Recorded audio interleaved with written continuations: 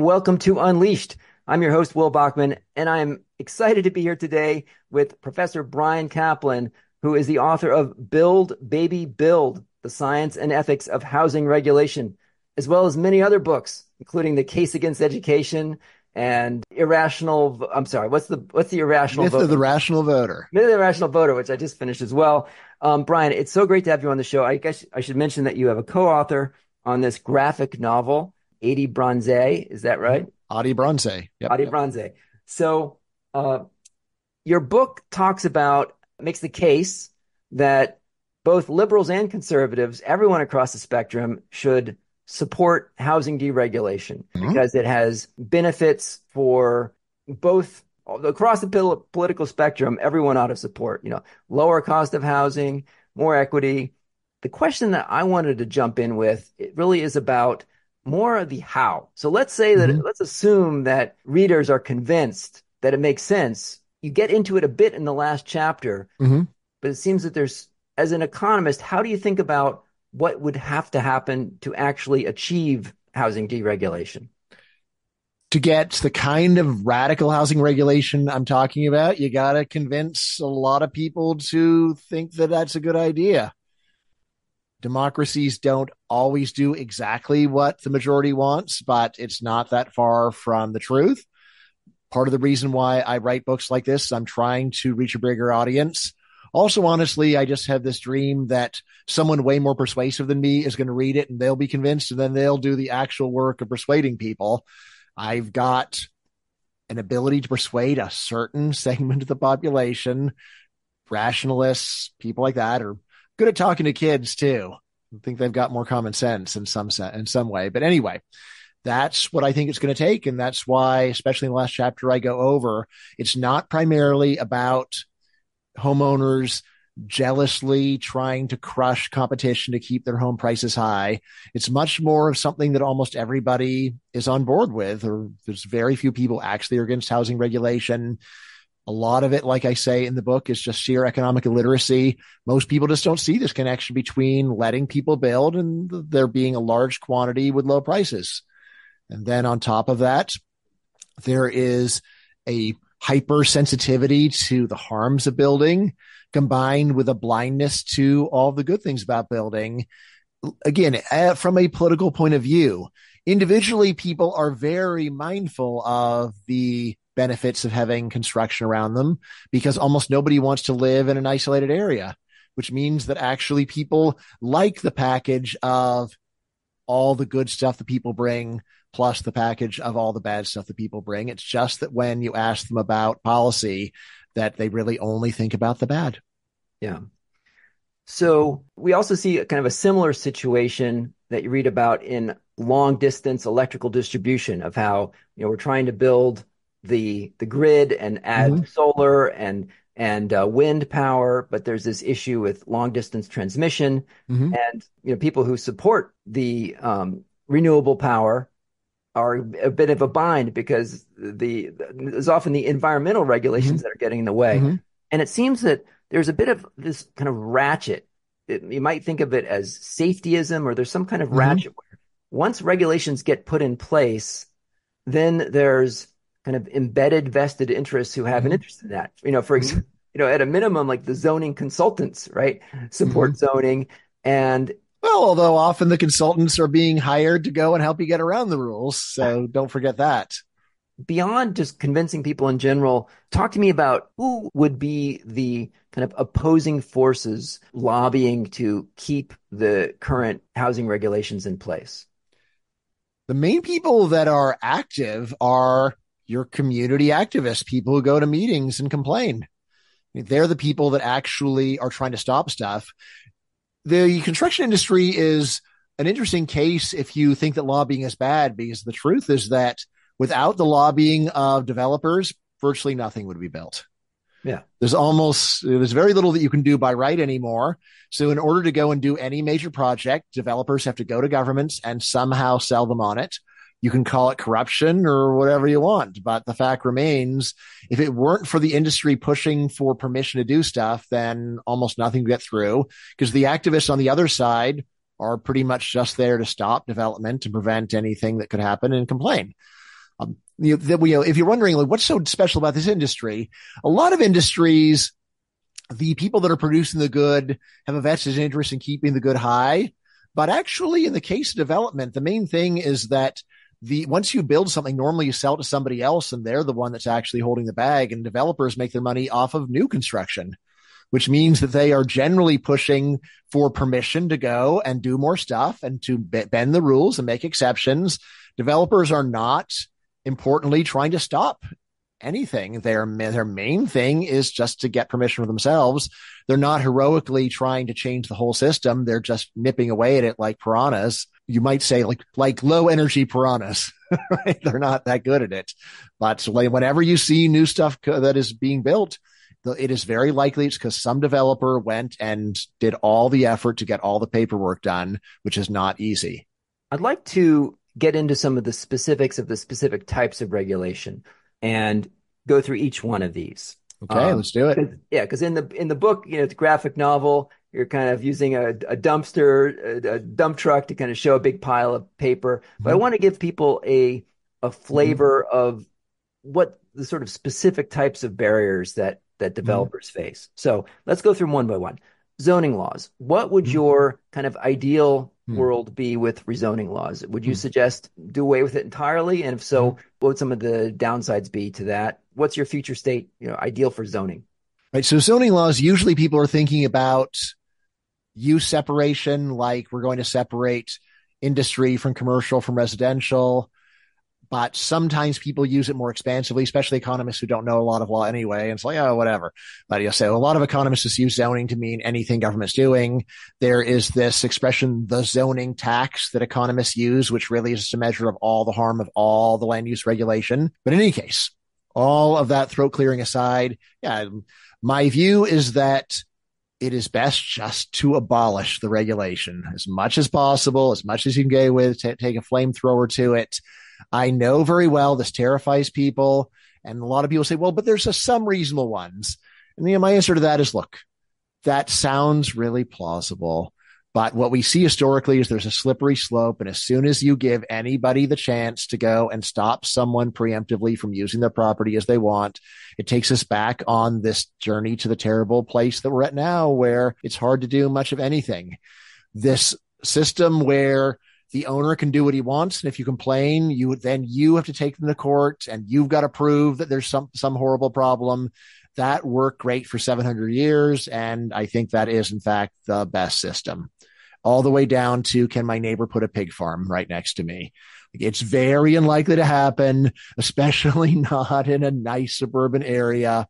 But if you've got a law on the book saying anyone who wants to start a pig farm has to go through procedures, it just tends to metastasize to a giant pile of garbage. Better to say that if you don't like that pig farm, you got to sue them under the law of nuisance.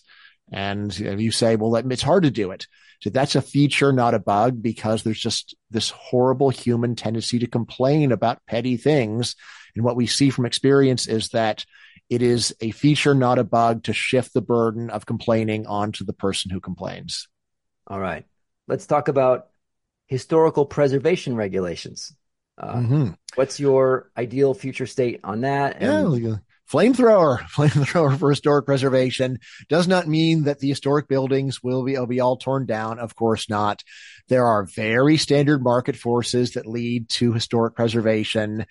Most of all, if people like the building a lot because it's historic, that raises the value, and it means that the owner doesn't want to tear it down.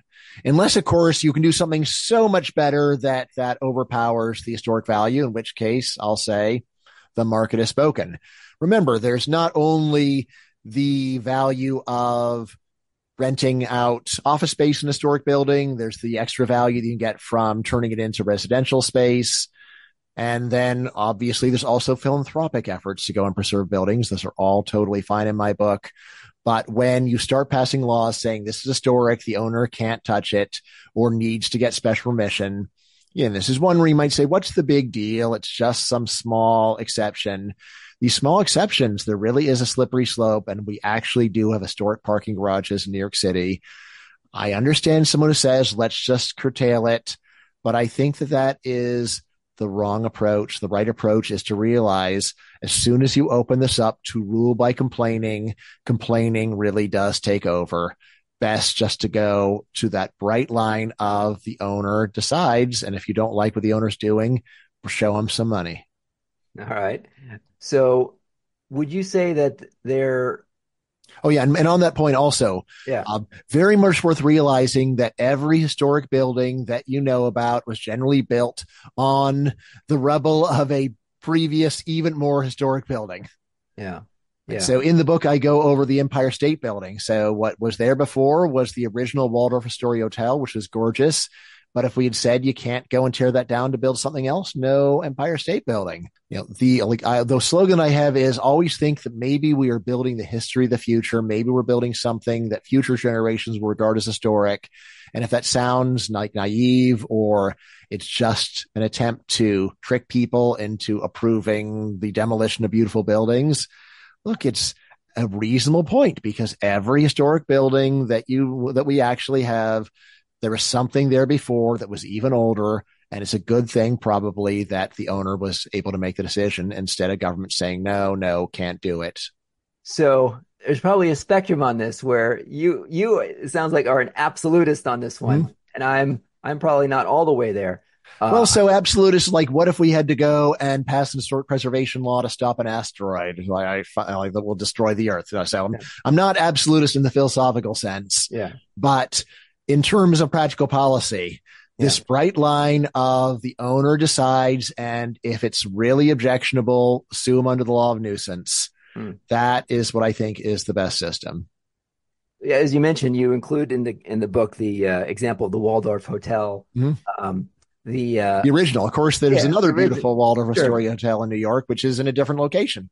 I would say a counterexample is the one that actually started the whole historical preservation movement of the loss of Penn Station being replaced by Madison Square Garden, which is a bit of an eyesore. Mm-hmm. And I think it's so there's a Penn Station right next to it. So that was originally that's a new thing, and then Madison Square Garden is what Penn Station used to be. No, so right next to it is the main post office, which looked similar to Penn Station, right? And Penn Station was it was kind of the same vibe as Grand Central Station in New York City. This beautiful multi-store, like vast atrium, and when travelers coming from New Jersey and points west and south entered New York City, they'd have this glorious experience coming in by train. Right. Although notice if it is such a glorious experience for them, then you could charge them for that if they actually care. Yeah. A lot of what's going on is that there's a few enthusiasts who really care and most people don't. And then they realize, I'm never going to actually raise the money to go and keep this the way that I want, but I can go and shove the burden onto the owner and have my hobby be paid for by them. Yeah. Well, but what actually happened was at the time, train transport was going down, and then the commuter rail at that point hadn't really taken off. But now, there's a ton of travelers coming in on Amtrak. What is only like 7% of the traffic to Penn Station now. Most of it is local commuters who would probably be willing to pay more. But as far as I understand, those local trains in New York City used to be much more widely used, and they were privately owned. And then the government took them over because they were going to get shut down for lack of demand. That's my quick version of the story. I could be wrong. I'm not a rail historian or anything. So that's one where I disagree with you in terms of losing Penn Station, which I think was a real shame. But the sort of historic parking garage, I'd be willing to lose those. Environmental regulations. Talk to me about your perspective there. So there's a lot of steps that a new builder has to go through around environmental regulations. What would you say specifically ought to change there? Here's the thing. There are actual measurements of the environmental effect of different kinds of construction. And the main punchline is that the environmental protection laws that we have make very little sense, or in fact are counterproductive from this point of view. Because essentially here is what someone who in particular wanted to go and get carbon emissions down would want: to build massive developments in Southern California where the weather's good. You want to just have housing units to house tens of millions of additional people there because the weather's really good. So you use very little in the way of heating and cooling. Furthermore, new developments are greener than older developments because of the difference in construction, even though they're bigger. Right. And then finally, density is also greener. So you put that all together, and what you'd really do if you're concerned with the usual stuff is to make it super easy to build stuff in the areas that are, so first of all, like building anything new looks like an improvement, building dense is an improvement, and especially building in the really nice climates is an improvement. The regulations we have basically militate against all of these things. So that's the main issue there. Now, just to be totally forthcoming, the book, I actually forgot about this, but I'm also a big fan of privatizing government land. And there's a lot of government land in the US, especially when you get west of the Mississippi plus Texas. So that's something where I think in principle, it would be a big improvement if developers could go and develop it. Doesn't mean that it wouldn't be used for nature preserves or whatever, but it would be based upon what actually people want to pay for rather than what a environmentalist philosophy says is the best use. You mentioned that new buildings often are greener. Yeah, Talk to me just about standardly. talk to me about building codes and building standards. Mm-hmm. What's your right. perspective? So building codes and standards, there's actually very little research on this stuff, and I didn't talk about it very much in the book.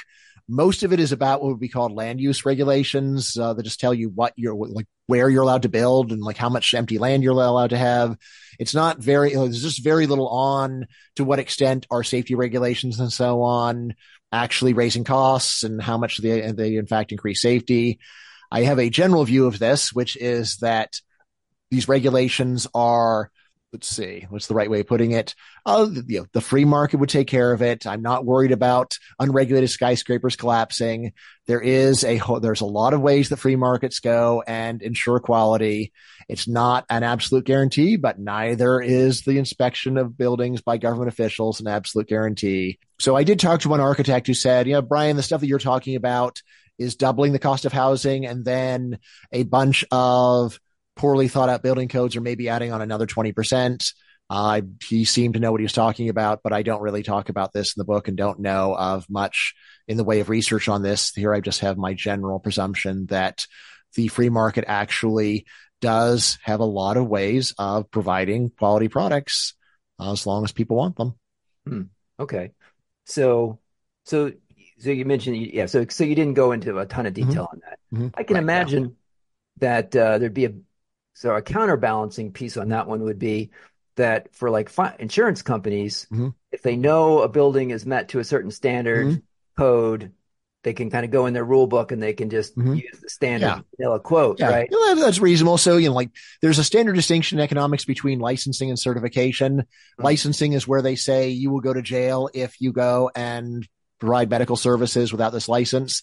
Certification is where the government says, we think you're good enough, but if someone else disagrees, they can still hire you to do whatever they want. And probably they'll get a price break and that's up to them. So they're certified public accountants. You can do accounting without any government approval. And then this is one where similarly, insurance companies could say that we care about so much about the government approval that we won't sell you insurance otherwise, or they could do the more pragmatic thing, which is there's two rates. Or then again, they could also say, well, we're also open to you getting certified by a private entity, and that could get your rates down just as much. So there's just a lot of flexibility in the real world, and it's government that gets rid of flexibility. And flexibility is normally good, although, of course, it does allow for the possibility of problems. But then again, government regulation also allows for the possibility of problems.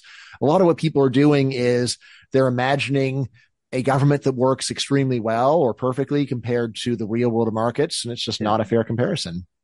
So on that point, on free market can work if the individual buyer is sort of qualified to judge the product. But if I'm going to buy an apartment in a 15-story building, I'm not, qualified to judge, did they use the right steel? Did they use the right bolts to connect this thing together? I hope they did. And well, there's two classic things. One is you hire your own inspector, which is totally standard when you're buying a home. The other one is insurance companies. So it's not really the individual owner or the purchaser or occupant of an apartment building that's going to be checking anything. It's insurance companies that are going to set your rates based upon the quality of what you've done. And that's the incentive that they're giving. So that is another one to say, well, like, is the building insured? Yes. All right. Good enough for me. Not insured? Now I'm kind of nervous about living in the building. Talk to me about accessibility requirements, Hmm. ADA All requirements. right. Yeah. This is another set of laws that almost everybody likes, and yet almost no one has even considered what the cost is, other than to say, oh, it creates jobs to go and require people to go and do additional modifications of structures, things like that. Now, this is another case where I know these laws are very popular. People are generally not even thinking about cost. And anytime you're not thinking about cost, this is a sign that it's really based upon wishful thinking rather than a reasonable assessment of the situation. Say, look, there are plenty of reasons why builders would want to go and make things accessible to some degree. Right. So there is, I don't want to go and lose out on customers that have mobility issues, for example. And then also I want to go and get certified or approved by philanthropic organizations or by people that care about this issue. Right. So, and you can see on Yelp, it's standard to say things like we have gender neutral bathrooms, even though for most people it's not an issue, to say, well, we want to go and curry favor with people who care about this issue, even though it's going to cost us some money. Right. So you've got that. But then what's the point of the regulations is to make people go beyond that and say, yeah, even if it totally is a giant money sink for you and you're not going to make it up in any other way, you have to do it anyway. And that's where I'll say, yeah, that seems like a bad idea overall, even though that will get people very upset to say so. But really, the reason I write books, it's not to say anything that people want to hear. Yeah. So again, I'm not trying to go out of my way to say things that will upset people either. Really what I want to do is find ideas that I think are meritorious, that don't get very much love, and stand up for them, because if I don't do it, who will? So yeah, against the ADA, the free market would do less, but it is not reasonable to say at any cost, we should do this no matter what. So it sounds like you would suggest more of a voluntary system where, hey, if a developer wants to build Yes. an ADA accessible building with ramps and plenty of handholds and stuff, great. They can target that market, as opposed to if they want to build it cheap and have no ramps and it's only a walk up, whatever. Yeah, and even now there are a few concessions that that ADA regulations do pay to cost, like for a private single family residence. It doesn't normally have to be ADA compliant. You don't have to have an elevator in every house. Right. And you say that's ridiculous. So, well, look, there is some burden put upon the mobility impaired by doing this. Like if I had a friend who was in a wheelchair, I'm probably not going to invite him over to my house for a movie, because our movie theater's in the basement and we don't have an elevator and we don't have a ramp or anything else. Right. And you could say, well, that's evil.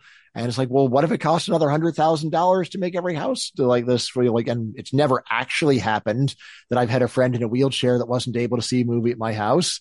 It's a highly unlikely scenario. I'd say it is good that there is at least some minimal concession made to cost benefit analysis here. And I think that once you admit that, then the extreme moralism that people have over regardless of the cost really just can't be sustained. Talk to me about the economic impact and your perspective on density and height regulations. So this is where people actually mostly are focused, and reasonably so. The issues have been bringing up so far, most of them are actually quite minor in terms of percentage of cost. And so you're a great chance to make readers or make listeners think I'm a terrible person before I even get to the heart of the book. But all right, great. Thanks. Now we're at the heart of the book. Yeah. The heart of the book is that we've got a pile of regulations making it super hard to build skyscrapers. We have the technology. We've had it for over 100 years to build super tall buildings so that enormous numbers of people can simultaneously enjoy the world's top locations. And yet, getting all the government permissions to go and build a building like that is really hard, especially in most desirable areas. There's about a 15-year stretch where San Francisco approved 0 new skyscrapers, and then they deregulated to the point of allowing 1 per year. Thanks a lot. And for an entire city, 1 per year. What would happen if you could go and build these? It would greatly reduce the price of getting to live in these really desirable locations, and also allow people that are already there to get spacious dwellings rather than shoe closets or shoe boxes. Closets, shoe boxes. I guess shoe box is even worse than a closet. Right. So that there's that. And then density regulations generally, it's very hard in the United States to get permission to build anything multifamily.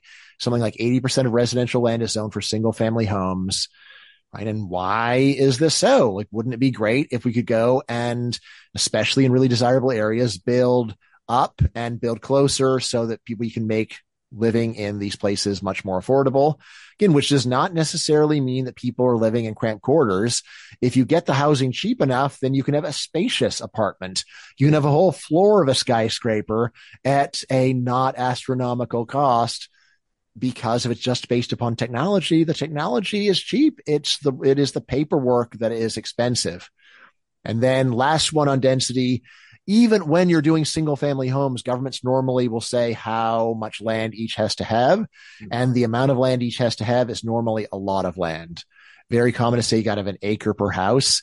Builders don't want to do it this way. They want to go and put the houses closer, not be, even though it is true, people like to have a little bit of land, but how much of that land are they willing to pay for? Yeah. That's what markets do. They get developers to say, I could either sell one house with an acre or two with a half an acre or four with a quarter acre. And what's going to actually make me the most money? Under existing law, builders normally just build up to the legal limit because governments are forcing them to waste a lot of land and essentially making every customer buy a bunch of land that they don't really appreciate very much. Illustrate it for us with some numbers. So I live, for example, in Astoria in Queens, where we live in a row house. But in my neighborhood, typically closer to the main thoroughfares, I live on a side street, you'll have some kind of 5-story multifamily, apartment buildings, right? I mean, I'm curious to get a sense of like the order of magnitude difference in cost. So if someone was going to come and tear down my house and maybe my neighbor's house and rebuild a single family house, like what would that cost versus you probably need to tear down 2 or 3. But if they were going to tear down 2 or 3 and build a multifamily where you could have 15 or 20 apartments, like what's the difference in cost per apartment or per square foot for a single family versus multifamily versus skyscraper to show how you can, with the same land, you can get like much cheaper housing? How does it scale?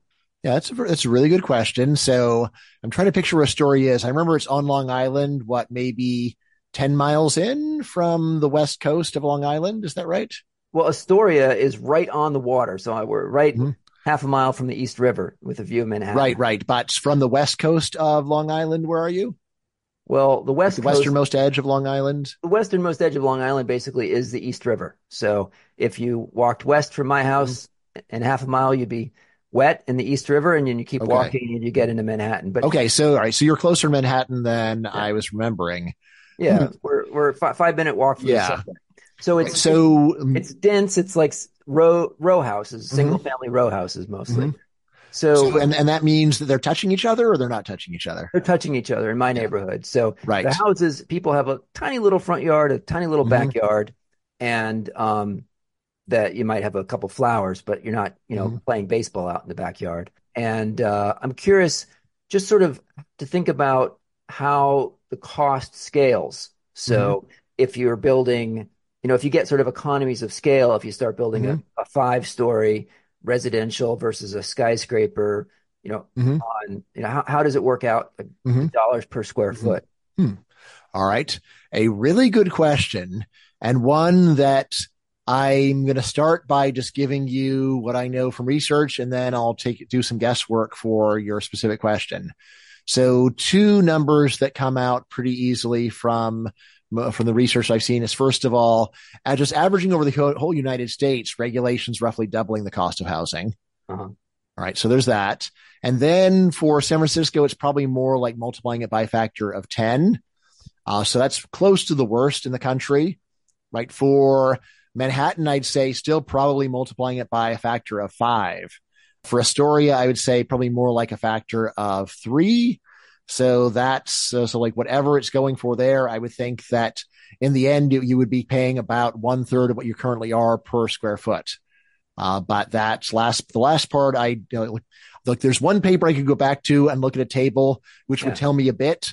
Although even that would basically just be telling me how much the cost of regulation is as you move away from the center of Manhattan. So then I'd have to go and take out my ruler and measure it. So Yeah. I'm not Like, going to do I that guess while we talk. if you think about buying a house, there's like maybe three components roughly, Mm-hmm. right? So one is the land, Mm-hmm. one is the actual cost of labor Right. The and structure, right. The structure. sheetrock and the Yeah. structure itself. If you were not Mm-hmm. doing any regulations, Mm-hmm. completely unzoned, you just go to Mm-hmm. Home Depot and you build Yep. it. And then Yep. there's all the cost of all the architects and all the Mm-hmm. planning and all the Mm-hmm. certifications and all the zone and all the, Right. going to Yeah, meaning community. I put the architects in with the physical costs Yeah, because fine. they actually do something useful, and then the regulation in the costs where they're just stopping people who know what they're doing from doing it. Yeah. But yeah, I think that saying that the cost of housing per square foot in your neighborhood would be one third or even one fourth of what it is reasonable.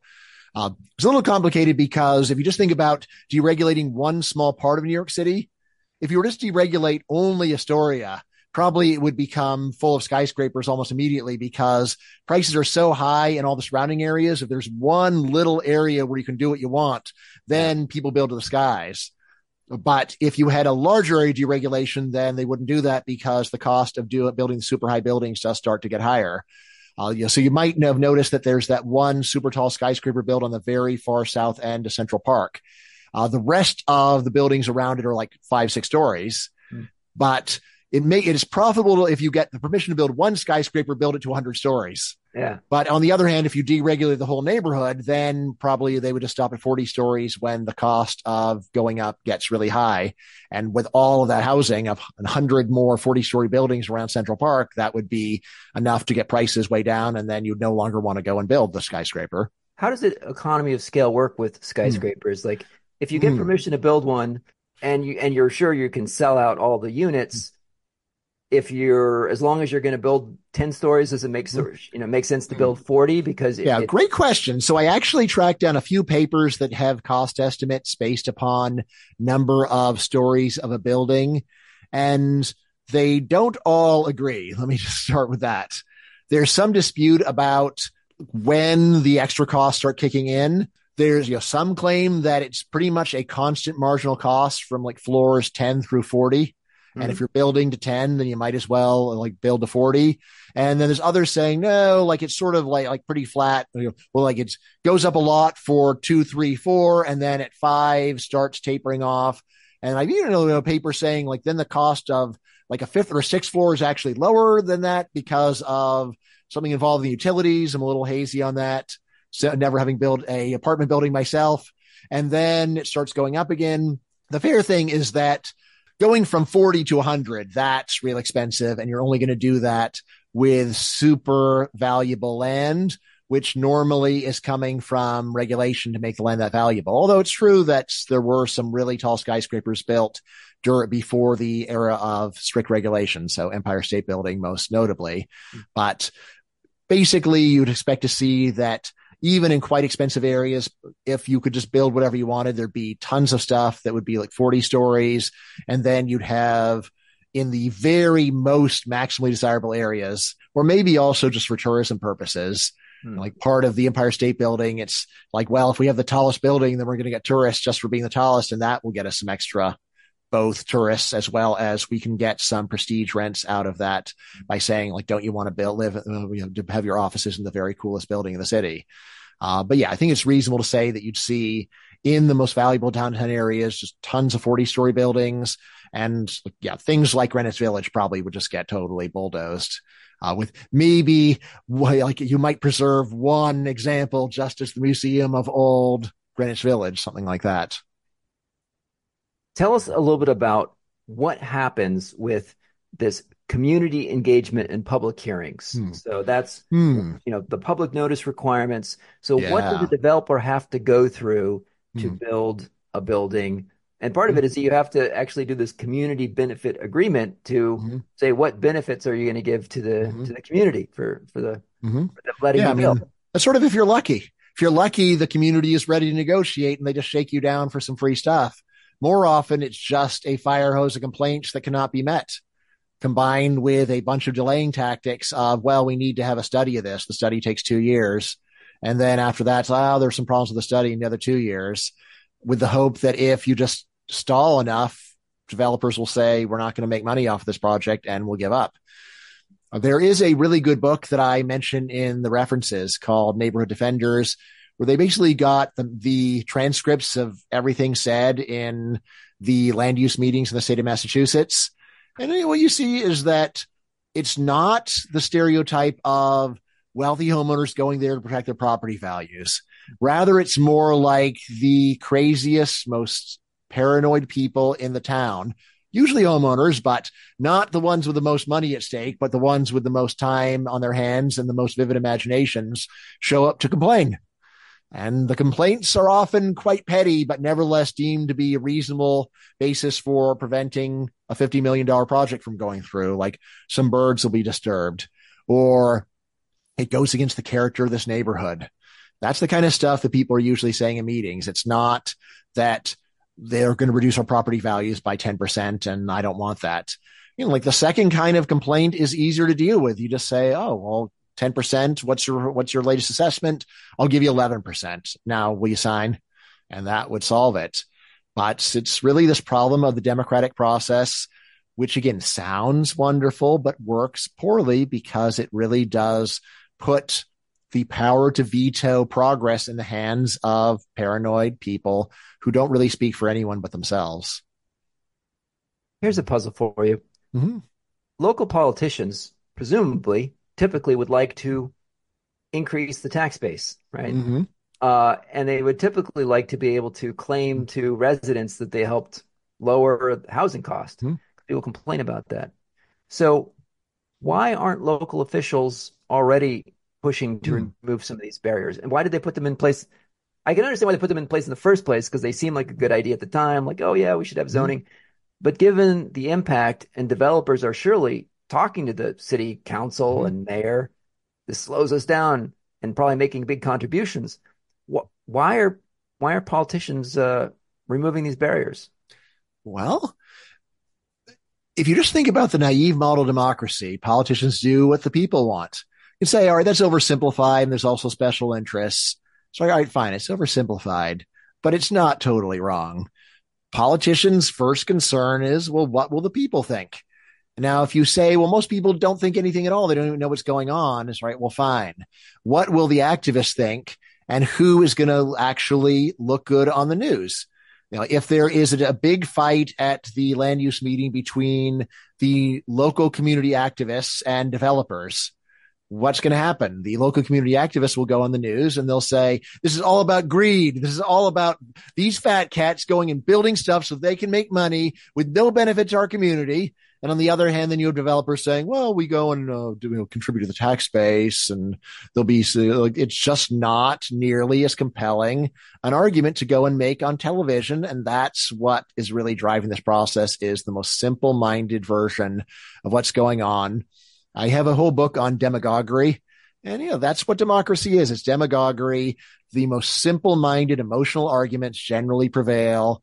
The fact that they don't totally prevail is a testament to, well, eventually you run out of money, and then we kind of need some developers to go and bring in some money. But also remember that politicians are not there for the long term. They're not saying, well, what's going to be best for this town in 30 years? Like, well, I don't care about that compared to how do I get reelected? If people are angry at me because on the news there were some self-righteous activists saying I'm only in it to go and help my fat cat buddies, the fact that my actual goal is, well, I'd like this town to be a really nice place in 30 years, and well, the development's good and it allows us to have lower taxes.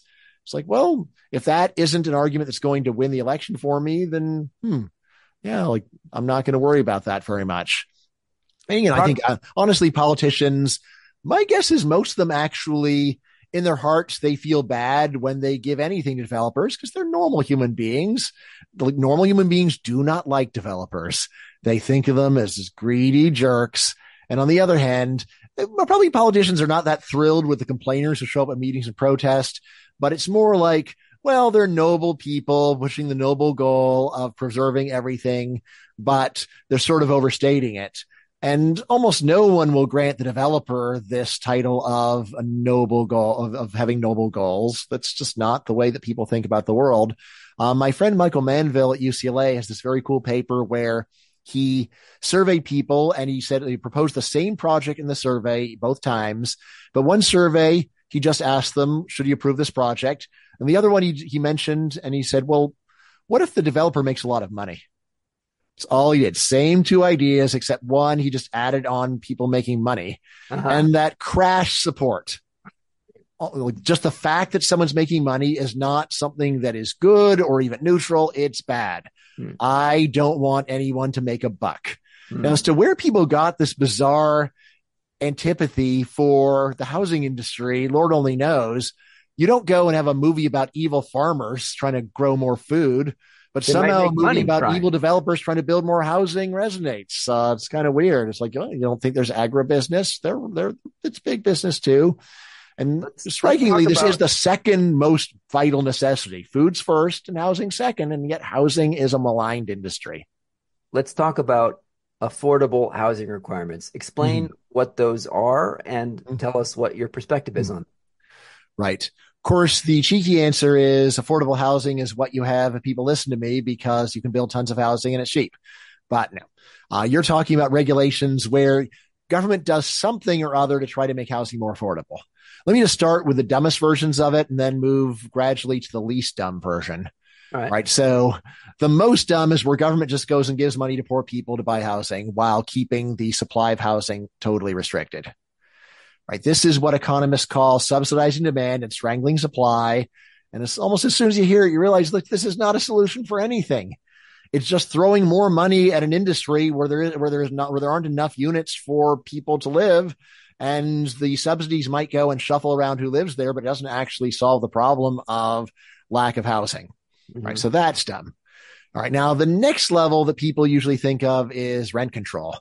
Right. And that's another way that people think of as solving the problem. It's also, maybe that's the one, actually, I'm going to say that one is the dumbest of all, actually. I skipped the dumbest one of all. Right. So what's the deal with rent control? Well, not only does it not build new housing, it encourages people to take housing off the market and allow decay because you're making less money off of it. And so maybe I'm just not even worth doing. All right. So that is another basic one. There's a line that I quote in the book from economist Assar Lindbeck saying rent control, short of bombing, is the best way to destroy a city. Because when you say that you are not allowed to go and make money off it, you don't want to build stuff, you don't want to rent it. If possible, you want to convert it for sale. So again, that is a terrible idea, despite its great popularity. Right. Now, moving into something that is less dumb, there's the one where you just say, well, a certain percentage of your units have to be affordable.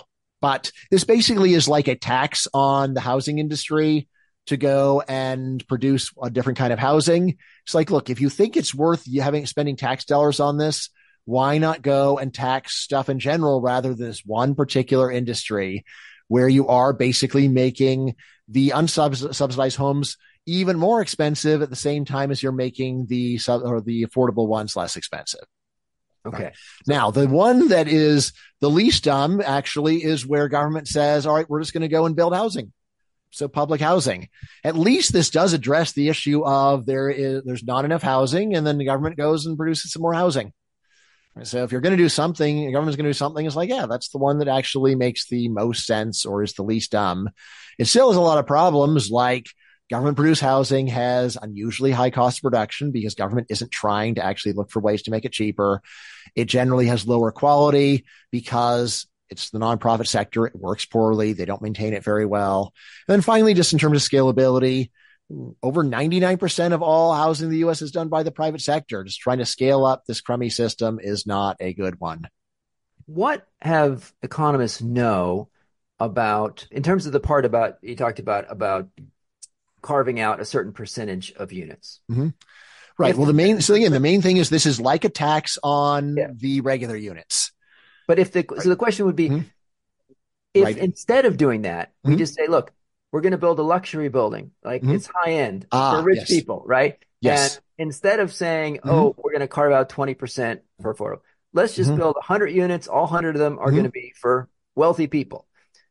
does it actually basically trickle down where, Mhm. rich people move into that one? So then, Yes, yes. so So this is upper called middle class move into where, filtering, and yes, it's not. So trickle down makes it sound like it's a very tiny, a rounding error, and it's not a tiny rounding error. The best way to think about this is how big of a deal is the filtering, the fact that when you build a brand new luxury unit, that some rich people move there, that frees up their units, which some other people who are poor move there, which frees up other units in this big chain reaction. The best way of thinking about it is just go and look at the housing that is currently occupied by low income people and see when it was built. And almost always it's built quite a while ago. And if people had listened to the complainers at that time, then that housing wouldn't have been built either. Because, yeah, like when you build something new, it's nice. And then normally the initial occupants will be better off. And then it gradually gets turned into lower income housing over time. So that's the way that it works. The way that I describe it in my book as a visual metaphor is I say it's like reverse musical chairs. yeah. Regular musical chairs, you keep taking chairs away. Housing deregulation is about putting more chairs there. Now, of course, the nicest units are generally going to be occupied by high income people, but just putting more there still winds up making it easier for someone who's low income to go and get a house and get it more cheaply. And even thinking about that reverse musical chairs metaphor, if you imagine that the chairs are different quality levels, some are luxury, comfy chairs, and others are just stools, still, however many chairs you put down, you figure that the richest, or rather the fastest players, the fastest runners will get the nicest chairs. But the fact that you put nice chairs down, it still means that you're freeing up the less nice chairs for slower runners. And just think about being rich is like being rich in the real world is like being fast in the game of musical chairs. Right. And then it all falls into place. Let's talk about some more types of regulations. So talk to us about what they are and what your perspective is on noise and nuisance regulations. Mm. These are typically Mm-hmm. ones that would, Mm-hmm. while the construction is in progress, Ah. require you not to work all night Mm-hmm. long or something like that. Right. So these are regulations that I know a lot of my fellow economists are very sympathetic toward. And it comes down to, look, we have this old system where if you don't like the noise that's going on, you can sue them, but it's a pain in the neck for the person suing them. And like they have to go through the whole process. And wouldn't it be easier if we just had some regulations in the book so you didn't have to sue people for going and causing problems, and people could just know in advance what you're allowed to do and what you're not allowed to do, and then we saved the world a whole lot of trouble. All right, that's a really compelling argument if never looked at the real world. But if you do look at the real world, you realize, yeah, there is this issue where in the old system, you might have someone being really noisy and you've got to sue them and it takes a while and it's a pain in the neck. All right. So there's that problem. However, the system we have now is one where we take almost any complaint very seriously. And if it's a very large burden on the person who's regulated and a very minor gain to the complainers, it still happens anyway. It's really hard to go on TV and stand up for making noise, even though obviously if you couldn't make any noise, you couldn't build anything. And so we have this world today where complainers rule.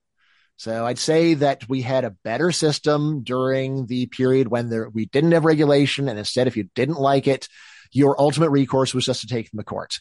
Now, I should point out that there is something intermediate the markets provide, which is the homeowners association. So this is one where you have a large development, and part of the rule is if you buy in, you have to agree to abide by the rules of this development. You also can't sell it to anyone without requiring them to abide by the rules. So this is a market system for going and handling these complaints. And you could think of it as market regulation. The big advantage is that it's flexible. It's limited to only one area. If you don't like the rules in one HOA, you just go a little bit away, 5-minute drive, and you're in a totally different system.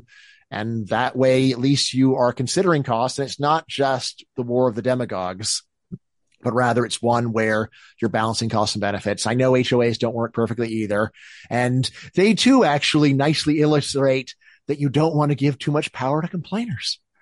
But still, there is the escape valve. If the complainers get crazy enough in the HOAs, then you find the homes that aren't in an HOA and you live there, and then you paint your house pink or whatever you want to do.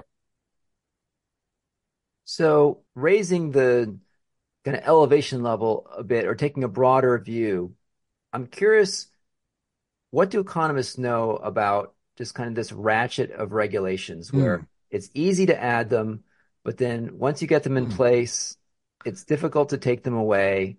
And, because there's embedded interests who now are supporting that, and there's bureaucracy, there's mm, people who work for the city who are now enforcing mm, this.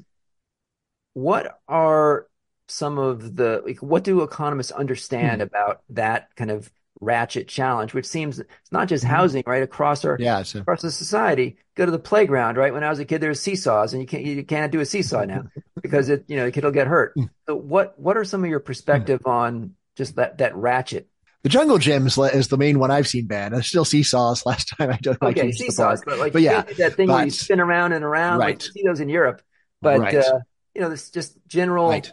kind of Mm, safetyism and mm, preventing anything that could possibly go wrong. mm, Because if it does go wrong once, then we have to put in place something that says, well, this will address it forever. It'll never happen again. mm. Um, Yeah, so there's two stories here. You're right. There's one that economists really like, which is blaming special interests and saying that once you go and get regulation going, there's a bunch of people whose whole careers depend upon it. They always want to keep finding something to do to justify their existence. So the regulation keeps expanding, expanding. And that is why we're in this messed up situation. There's something to that. However, I think economists actually are way too quick to forget a totally different explanation, which comes from psychology. And it's the story of status quo bias. And once people get used to something, then they take it for granted. They don't want to change it. Combined with another big issue in psychology, which is that, especially in political psychology, you really want to be able to make a demagogically appealing argument. The winner is whoever can simper the most and just say, what about the children? What about this? What about that? The winner is not someone who does math. That's not how this political psychology works. If you're doing math, that's basically a sign you're going to lose. Rather, politics is basically a poetry slam where you're giving different ridiculous poetic statements which make no sense, and if you believed in them, they would be terrible. Like, or maybe even the extinction of the human race. Like anytime someone says, whatever the cost, yes, we should go and fight COVID, whatever the cost. So even a billion people have to die of starvation to fight COVID. We should do that. No, that's ridiculous. But that is the literal implication of fight at whatever the cost.